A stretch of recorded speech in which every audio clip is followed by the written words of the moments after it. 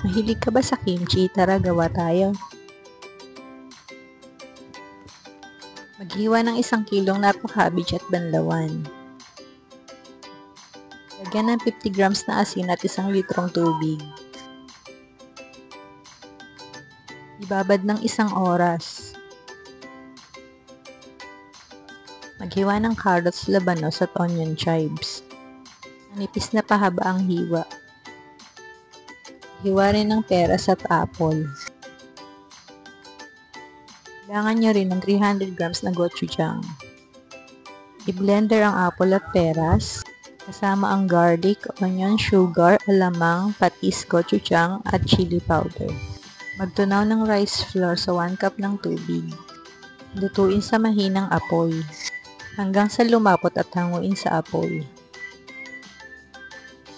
At ihalo na ang ginawang pulang sangkap.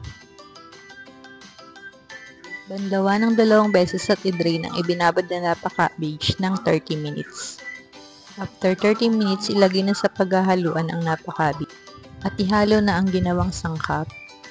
Pati na rin ang hiniwang carrots, labanos at onion chives. Haluin mabuti at ilipat na sa mga container. Then ilagay na sa chiller. Follow and share. Thank you for watching.